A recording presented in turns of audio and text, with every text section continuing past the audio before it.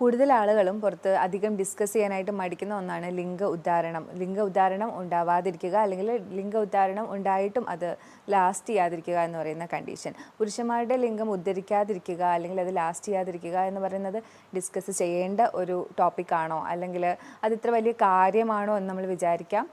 എന്നാൽ നമുക്ക് ദാമ്പത്തിക ജീവിതത്തിൽ ഇത് ഒത്തിരി പ്രശ്നങ്ങൾ ഉണ്ടാക്കുന്ന ഒന്നാണ്. അതുപോലെ തന്നെ ഇത് പതിയെ പതിയെ നമ്മുടെ സെൽഫ് കോൺഫിഡൻസിനെയും ചിലപ്പം ബാധിക്കാനായിട്ടുള്ള സാധ്യതകളുണ്ട്. ഇന്ന് ഞാനിവിടെ ഡിസ്കസ് ചെയ്യാൻ പോകുന്നത് ഇതുപോലെയുള്ള സെക്ഷൽ ഡിസ്ഫങ്ഷൻ, എറക്ടൈൽ ഡിസ്ഫങ്ഷൻ ഉണ്ടാവുന്നത് അതിന് എന്തൊക്കെ ഡയറ്റ് നമുക്ക് ചെയ്യാം, എന്തൊക്കെ സപ്ലിമെൻറ്റ്സ് കൊടുക്കാം, ഇത്തരത്തിലുള്ള കാര്യങ്ങളാണ് ഞാൻ നിങ്ങളുമായിട്ട് ഡിസ്കസ് ചെയ്യാൻ പോകുന്നത്. ഞാൻ ഡോക്ടർ ആമിന, മെഡിക്കൽ ഓഫീസർ, പ്രാണ നാച്ചുക്യൂർ സെൻറ്റർ. ലൈംഗികത എന്ന് പറയുന്നത് ഒരു കോംപ്ലക്സ് ആയിട്ടുള്ള ഒരു സിസ്റ്റമാണ്. അതിനകത്ത് നമ്മുടെ ഹോർമോൺസ് ഇൻവോൾവ് ആവുന്നുണ്ട്, നാഡീവ്യൂഹങ്ങൾ ഇൻവോൾവ് ആവുന്നുണ്ട്, അതുപോലെ തന്നെ രക്തക്കുഴലുകൾ ഇൻവോൾവ് ആവുന്നുണ്ട്, ഹോർമോൺ ഇൻവോൾവ് ആവുന്നുണ്ട്, വികാരങ്ങൾ ഇൻവോൾവ് ആവുന്നുണ്ട്. ഇത്രയും കോംപ്ലക്സ് ആയിട്ടുള്ള ഒരു പ്രവൃത്തി ആയതുകൊണ്ട് തന്നെയാണ് ഇതിന് ഇത്രയും കോംപ്ലക്സ് ഉള്ളത്. ഇതിലേതൊന്നിന് പ്രശ്നം വന്നാലും ലിംഗം ഉദ്ധരിക്കാതിരിക്കാം. മെഡിക്കൽ കണ്ടീഷൻസ് ആയിട്ടുള്ള ഡയബറ്റീസ്, അതുപോലെ തന്നെ ഹാർട്ടിൻ്റെ കണ്ടീഷൻസ്.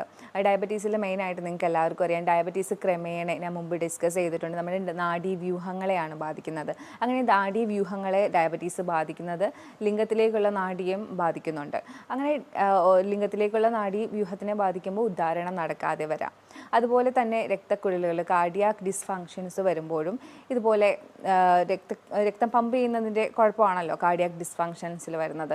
അതായത് ഹൃദയത്തിൻ്റെ പരമായിട്ടുള്ള എന്തെങ്കിലുമൊക്കെ പ്രോബ്ലംസ് വരുമ്പോഴും ഇതുപോലെ രക്തം പമ്പ് ചെയ്യുന്നില്ല നമ്മുടെ പെനിസിലേക്ക്, അല്ലെങ്കിൽ ലിംഗത്തിലേക്ക് ആവശ്യത്തിനുള്ള ബ്ലഡ് എത്തുന്നില്ല. അപ്പോൾ ഇത്തരം സാഹചര്യങ്ങളിലും ലിംഗം ഉദ്ധരിക്കാതെ വരാം. അതുകൊണ്ടാണ് ഞാൻ ആദ്യമേ പറഞ്ഞത് കോംപ്ലക്സ് ആയിട്ടുള്ള ഒന്നായത് പലതും ഇതിൽ ഇൻവോൾവ് ആയതുകൊണ്ടാണ് പെട്ടെന്ന് ഇത്തരം പ്രശ്നങ്ങൾ വരുന്നത്. ഇതിൽ ഏതൊരു പാർട്ട്, ഇപ്പം രക്തക്കുഴലിൻ്റെ പ്രശ്നമായാലും നാഡീവ്യൂഹത്തിൻ്റെ പ്രശ്നമായാലും അത് ഇതിനെ ബാധിക്കുന്നു. അതുകൊണ്ടാണ് ഇങ്ങനത്തെ പ്രശ്നങ്ങൾ കൂടുതലായും കണ്ടുവരുന്നത്. ചില മെഡിസിനുകൾ, അതായത് BP-യുടെ മെഡിസിൻ, അല്ലെങ്കിൽ പെയിനിൻ്റെ മെഡിസിൻ, കുറച്ച് ആൻറ്റി ഡിപ്രഷൻ മെഡിസിനൊക്കെ നമുക്ക് ഇത് എടുക്കുന്നവർക്ക് ലിംഗം ഉദ്ധരിക്കാറില്ല. അതുപോലെ തന്നെ ചില സൈക്കോളജിക്കൽ ഡിസോർഡർ ആയിട്ടുള്ള ആൻസൈറ്റി ഡിസോർഡറും ഡിപ്രഷനും ഒക്കെ ഉള്ളവർക്കും ലിംഗം ഉദ്ധരിക്കില്ല. അതുപോലെ ഓവർ വെയ്റ്റ്, ഒബേസിറ്റി പോലുള്ള രോഗങ്ങൾ വരുന്ന സാഹചര്യങ്ങളിൽ ഇത്തരം ലിംഗ ഉദ്ധാരണക്കുറവ് കണ്ടുവരാറുണ്ട്. നമ്മൾ കൂടുതലായിട്ടും ഡ്രഗ്സും ആൽക്കഹോളും ഉപയോഗിക്കുന്നവരിൽ നമുക്കറിയാം, ആൽക്കഹോളും ഡ്രഗും ഒക്കെ കൂടുതൽ ഉപയോഗിക്കുമ്പോഴത്തേക്കും രക്തക്കുഴലുകളെയും നാഡീവ്യവസ്ഥയെ ഇത് നെഗറ്റീവായിട്ട് ബാധിക്കുന്നുണ്ട്. അപ്പോൾ ഉറപ്പായിട്ടും അത് ലിംഗത്തിനെ ബാധിക്കും, ഉദ്ധാരണം നടക്കാതെ വരും, ലാസ്റ്റ് ചെയ്യാതെ വരും. ലിംഗ ഉദ്ധാരണം നടക്കുന്നില്ല, അല്ലെങ്കിൽ ലിംഗ ഉദ്ധാരത്തിന് പ്രശ്നമുണ്ട്, എറക്ടൈൽ ഡിസ്ഫങ്ഷൻ ഉണ്ട് എന്ന് നമുക്ക് എങ്ങനെ അറിയാം? ലിംഗം ഉദ്ധരിക്കില്ല, അല്ലെങ്കിൽ ഉദ്ധരിച്ച ലിംഗം കൂടുതൽ നേരം ലാസ്റ്റ് ചെയ്യില്ല ബെഡ് ടൈമിൽ, അല്ലെങ്കിൽ നമുക്ക് ലൈംഗിക താല്പര്യങ്ങൾ ഉണ്ടാവാതെ ഇരിക്കാം.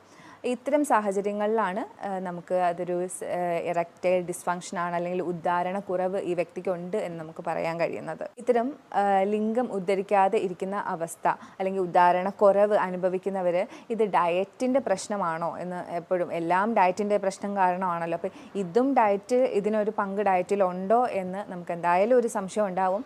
ഉറപ്പായിട്ടും ഡീപ്പ് ഫ്രൈഡ് ആയിട്ടുള്ള ഫുഡ് അധികം കഴിക്കുന്നത് നമ്മുടെ ലിംഗം കൂടുതൽ ഉദ്ധരിക്കാതിരിക്കാനും ലിംഗത്തിൻ്റെ സാധാരണ എല്ലാ ഭാഗത്തേക്കുമുള്ള ആരോഗ്യം നശിക്കുന്നത് പോലെ തന്നെ ലിംഗത്തിൻ്റെ ആരോഗ്യവും ഇത് നശിപ്പിക്കുന്നതാണ് ഡീപ്പ് ഫ്രൈഡ് ആയിട്ടുള്ള ഫുഡ്.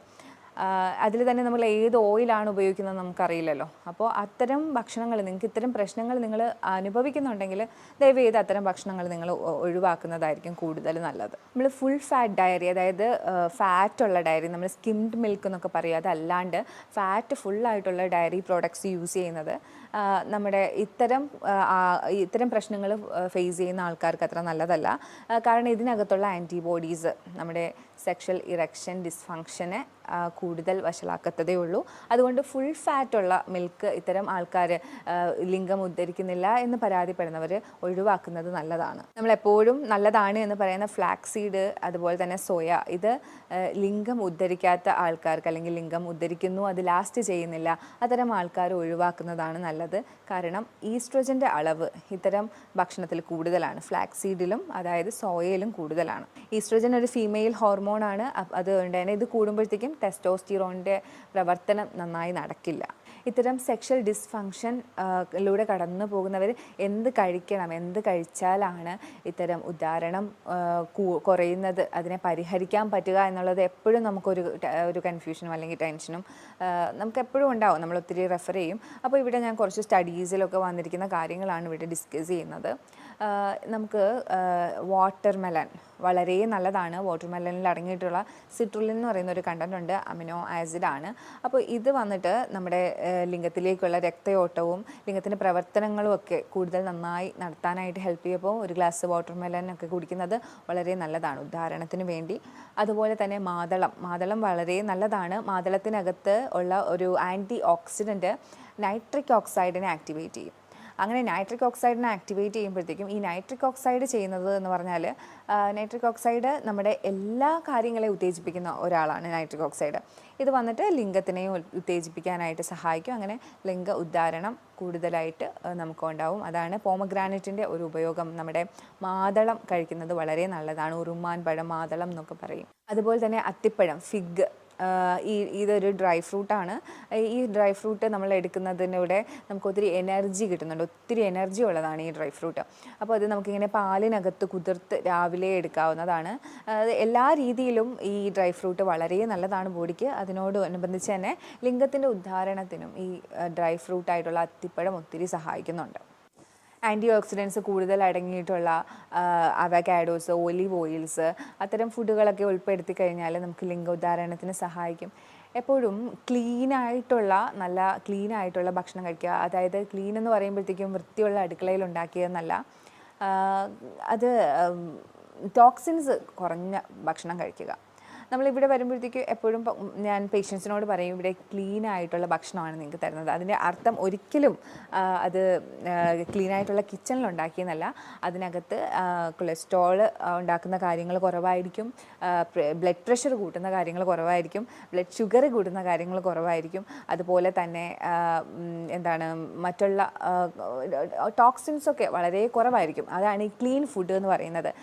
കൂടുതലായിട്ടും അധികം കരിച്ചും പൊരിച്ചും എടുക്കാത്ത ഫുഡ്, ആവിയിൽ വേവിച്ചത്, അധികം സ്പൈസ് ആഡ് ചെയ്യാത്തത്, ആവശ്യത്തിന് എല്ലാം ഒരു ബ്ലാൻഡ് ലെവലിൽ ആയിരിക്കും കഴിക്കുന്നത്. അപ്പോൾ അത്തരം ഭക്ഷണക്രമങ്ങൾ എപ്പോഴും നമ്മുടെ ശരീരത്തിനെ ഉത്തേജിപ്പിക്കും.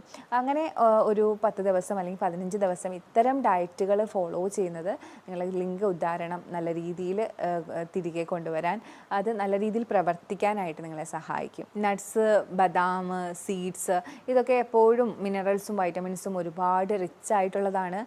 ഇത്തരം ഭക്ഷണങ്ങൾ എപ്പോഴും നമ്മുടെ ബ്ലഡിൽ കൂടുതലായിട്ട് നല്ല കണ്ടൻസ് കൊണ്ടുവരാനും നമ്മുടെ ശരീരത്തിന് നല്ല ആരോഗ്യം തരാനും നല്ല എനർജറ്റിക് ആയിട്ട് വയ്ക്കാനും സഹായിക്കും. നമ്മുടെ ശരീരത്തിൽ മൊത്തത്തിലൊരു എനർജി ഉണ്ടാവും. നമുക്ക് ഉദ്ധാരണത്തിൽ കുറവുണ്ടാവുന്നവർക്ക് കുറച്ച് എനർജിയും ഉണ്ടാവുകയും ചെയ്യും. അപ്പോൾ ഇത്തരം ഭക്ഷണങ്ങളൊക്കെ ഉൾപ്പെടുത്താനായിട്ട് ശ്രമിക്കുക. അതുപോലെ തന്നെ ഗ്രേപ്പ്, ബീട്രൂട്ട് ഒക്കെ ഇത്തരം ഉദ്ധാരണം കൂട്ടാൻ സഹായിക്കുന്നു എന്ന് പറയുന്നുണ്ട്. പക്ഷേ തണ്ണിമത്തനിൽ പ്രത്യേകം സ്റ്റഡികൾ തന്നെയുണ്ട്. തണ്ണിമത്തൻ സിട്രുലിൻ അടങ്ങിയിട്ടുള്ളത് കൊണ്ട് ലിംഗ ഉദ്ധാരണത്തിന് ഒത്തിരി സഹായിക്കുന്നുണ്ടെന്ന്. പക്ഷേ ഗ്രേപ്പും നമ്മുടെ മുന്തിരിയിലും ബീട്രൂട്ടിലൊന്നും സ്റ്റഡീസ് ഇല്ല. പക്ഷേ ലിംഗ ഉദ്ധാരണത്തിന് ഒരുപാട് സഹായിക്കുന്നുള്ള, നമ്മുടെ തണ്ണിമത്തനെ പോലെ സഹായിക്കുന്നുണ്ട് എന്നാണ് പറയപ്പെടുന്നത്. ബീട്രൂട്ടും മുന്തിരിയും സഹായിക്കുന്നുണ്ട്. വൈറ്റമിൻസും മിനറൽസും ധാരാളമായിട്ട് അടങ്ങിയിട്ടുള്ള ഭക്ഷണങ്ങളാണ് ഉദാഹരണം കുറഞ്ഞവർ കൂടുതലായിട്ടും കോൺസെൻട്രേറ്റ് ചെയ്യേണ്ടത്. നമ്മൾ ആരും തന്നെ ഒരിക്കലും വൈറ്റമിൻസും മിനറൽസും ഒന്നും അല്ല കോൺസെൻട്രേറ്റ് ചെയ്യുന്നത്. എപ്പോഴും നമ്മുടെ നാവിൻ്റെ രുചിയാണ് നമ്മൾ കോൺസെൻട്രേറ്റ് ചെയ്യുന്നത്. ഒരുപാട് പ്രോട്ടീനും ഒരുപാട് കാർബോഹൈഡ്രേറ്റും ഫൈബറും ഒക്കെ കഴിക്കുന്നതിൻ്റെ കൂട്ടത്തിൽ നമുക്ക് വൈറ്റമിൻസും മിനറൽസും കൂടി വേണം. പ്രത്യേകിച്ച് ലിംഗത്തിന് ഉദ്ധാരണം കുറവുള്ള സാഹചര്യത്തിൽ കൂടുതൽ വൈറ്റമിൻസിലും മിനറൽസിലും കോൺസെൻട്രേറ്റ് ചെയ്യേണ്ടതുണ്ട്. അതുകൊണ്ടാണ് ഞാൻ പറഞ്ഞത് നട്ട്സ്, ഡ്രൈ ഫ്രൂട്ട്സ് ഒക്കെ ഉൾപ്പെടുത്തുന്നത്. അതും അതിൽ തന്നെ എസ്പെഷ്യലി ഫിഗൊക്കെ കഴിക്കുന്നത് വളരെ നല്ലതാണെന്ന് ഞാൻ പറഞ്ഞിരുന്നു. ഇനി നമുക്ക് നമ്മൾ ലിംഗ ഉദ്ധാരണത്തിനായിട്ട് സഹായിക്കുന്ന സപ്ലിമെൻറ്റ്സ് ഏതൊക്കെയാണെന്ന് നോക്കാം. വൈറ്റമിൻ B3, നിയാസിൻ നമുക്ക് എങ്ങനെയാണ് ഹെൽപ്പ് ചെയ്യുന്നതെന്ന് ചോദിച്ചാൽ, ഇത് നമുക്ക് ബ്ലഡ് തിന്നറായിട്ടാണ് ഹെൽപ്പ് ചെയ്യുന്നത്. വൈറ്റമിൻ B3 അടങ്ങിയിട്ടുള്ള ഭക്ഷണങ്ങൾ നമ്മൾ കൂടുതൽ കഴിക്കുകയാണെങ്കിൽ ഇത്തരം ബ്ലഡ് തിന്നിങ് പ്രോപ്പർട്ടീസ് ഉണ്ടാവും. അങ്ങനെ നമുക്ക് കൊളസ്ട്രോളൊക്കെ ഉള്ളത് ബ്ലോക്ക് ഉണ്ടാക്കുകയും ലിംഗത്തിലേക്കുള്ള ബ്ലഡ് സപ്ലൈ കുറയുകയും ചെയ്യും. അപ്പോൾ ഇത്തരം ബ്ലഡ് തിന്നേഴ്സ് ആയിട്ടുള്ള വൈറ്റമിൻ B3, നിയാസിൻ നമ്മൾ യൂസ് ചെയ്യുവാണെങ്കിൽ നമുക്ക് കൂടുതലായിട്ട് ലിംഗത്തിൻ്റെ ഉദ്ധാരണം ഉണ്ടാവും. കാരണം ലിംഗത്തിൻ്റെ ആ ഒരു ബ്ലഡ് ഫ്ലോ, ഇത്തരം കൊളസ്ട്രോൾ ഉള്ളവർ അവർക്ക് ഉണ്ടാവുന്ന പ്രശ്നങ്ങളിൽ നിന്ന് ഇത് തടയും. വൈറ്റമിൻ സി എന്താണ് ചെയ്യുന്നതെന്ന് വെച്ചാൽ, നേരത്തെ ഞാൻ പറഞ്ഞിരുന്നു നൈട്രിക് ഓക്സൈഡിൻ്റെ ഒരു ഇത്. അപ്പോൾ നൈട്രിക് ഓക്സൈഡിൻ്റെ ലെവൽ കൂടും. അപ്പോൾ ഞാൻ നേരത്തെ പറഞ്ഞതുപോലെ നൈട്രിക് ഓക്സൈഡ് സാധാരണ എല്ലാ ഉത്തേജനങ്ങളും നടത്തുന്നത് നൈട്രിക് ഓക്സൈഡാണ്. അപ്പോൾ ഈ നൈട്രിക് ഓക്സൈഡ് ലിംഗത്തിൻ്റെ ഉദ്ധാരണവും ഇത് കൂട്ടും. അങ്ങനെ വൈറ്റമിൻ സി അടങ്ങിയിട്ടുള്ള ഭക്ഷണങ്ങൾ നിങ്ങൾ കൂടുതൽ കഴിക്കുമ്പോൾ ഉദ്ധാരണം കൂടാനായിട്ട് സഹായിക്കും. വൈറ്റമിൻ ഡി എപ്പോഴും ഹോൾ ഫങ്ഷന് വേണ്ടിയിട്ടുള്ളതാണ്. സ്കിന്നായാലും ബോണായാലും എല്ലാത്തിനും വേണ്ടിയിട്ടുള്ളതാണ്. ഇപ്പോൾ വൈറ്റമിൻ ഡി എഗ്ഗിലും ഫിഷിലും ഒക്കെയാണ് കൂടുതലായിട്ടും അടങ്ങിയിരിക്കുന്നത്, പിന്നെ ഡയറക്റ്റ് സൺലൈറ്റൊക്കെ. അപ്പോൾ വൈറ്റമിൻ ഡിയുടെ സപ്ലിമെൻറ്റ് നിങ്ങൾക്ക് എടുക്കാം ഇത്തരം അവസരങ്ങളിൽ. അത് കുറവാണെങ്കിൽ അത് സപ്ലൈ ചെയ്ത് കൊടുക്കാം. കാരണം ഓവറോൾ ഹെൽത്തിന് ആവശ്യമായിട്ടുള്ളതാണ് വൈറ്റമിൻ ഡി എന്ന് പറയുന്നത്. അതുപോലെ തന്നെ സിങ്കിൻ്റെ സപ്ലിമെൻറ്റ്സ് ടെസ്റ്റോസ്റ്റിറോണിനെ നിയന്ത്രിക്കുന്നുണ്ട്. സിങ്കിൻ്റെ സപ്ലിമെൻറ്റ്സ് നിങ്ങൾക്ക് എടുക്കാം. അതുപോലെ തന്നെ വൈറ്റമിൻ B9 അതായത് ഫോളേറ്റ് എടുക്കുന്നതിലൂടെ നമുക്ക് മൂഡ് സ്റ്റെബിലൈസിങ് ആണ്. നമ്മൾ ആദ്യം തന്നെ ഡിസ്കസ് ചെയ്തതാണ് മൂഡ്. നമ്മുടെ എല്ലാ രീതിയിലുള്ള ഒരു ബാലൻസും ഇതിനകത്ത് വേണം. അപ്പോൾ മൂഡ് സ്റ്റെബിലൈസർ ആയിട്ടുള്ള ഇതും എടുക്കുകയാണെങ്കിൽ സ്ട്രെസ് ലെവലും കാര്യങ്ങളും ആൻസൈറ്റിയൊക്കെ ഒന്ന് കുറഞ്ഞു കിട്ടും. വൈറ്റമിൻ ഇ ടെസ്റ്റോസ്റ്റിറോൺ കൂടാനായിട്ട് സഹായിക്കും, മെയിൽ ഹോർമോൺ ആയിട്ടുള്ള. അപ്പോൾ വൈറ്റമിൻ ഇ എടുക്കുന്നതും വളരെ നല്ലതാണ്. ലാർജിനിൻ അടങ്ങിയിട്ടുള്ള പംകിൻ സീഡ്സും അതുപോലെ സീഡ് വർഗ്ഗങ്ങളൊക്കെ എടുക്കുമ്പോൾ നൈട്രിക് ഓക്സൈഡിൻ്റെ കൂടുതലാണ് ഉണ്ടാകുന്നത്. നൈട്രിക് ഓക്സൈഡ് ഞാൻ നേരത്തെ പറഞ്ഞതുപോലെ ഉദ്ധാരണങ്ങളെയാണ് ഹെൽപ്പ് ചെയ്യുന്നത്. അതോടുകൂടി ലിംഗത്തിൻ്റെ ഉദ്ധാരണത്തിനെ ഇത് ഹെൽപ്പ് ചെയ്യുന്നുണ്ട്. മഗ്നീഷ്യം എപ്പോഴും നല്ലതാണ്. മഗ്നീഷ്യം കുറഞ്ഞു പോയാൽ ലിംഗത്തിൻ്റെ ഉദ്ധാരണം കുറയും. മഗ്നീഷ്യം എപ്പോഴും ബ്ലഡ് വെസൽസിനെ കൂടുതൽ നല്ല ആരോഗ്യകരമായിട്ട് വെക്കാനായി റിലാക്സ് ചെയ്യുന്ന ഒന്നാണ് മഗ്നീഷ്യം എന്ന് പറയുന്നത്. അപ്പോൾ ഇതിൻ്റെ കുറവ് നമ്മുടെ ബ്ലഡ് വെസൽസിനെ കൺസ്ട്രക്റ്റ് ചെയ്യുകയും ലിംഗത്തിൻ്റെ ഉദ്ധാരണം കുറയ്ക്കുകയും ചെയ്യും. ഇത് നമുക്ക് കൂടുതലായിട്ടും അവക്കാഡോസ്, ലെഗ്യൂംസ് ഒക്കെ ഉപയോഗിക്കാം മഗ്നീഷ്യം കൂടുതലായിട്ട് നമുക്ക് കിട്ടാനായി. ടെസ്റ്റോസ്റ്റിറോൺ ഇത്രയും ഇമ്പോർട്ടൻ്റ് ആണോ, ഇത്രയും യൂസ്ഫുൾ ആണോ എന്ന് നമുക്ക് എന്തായാലും തോന്നാം.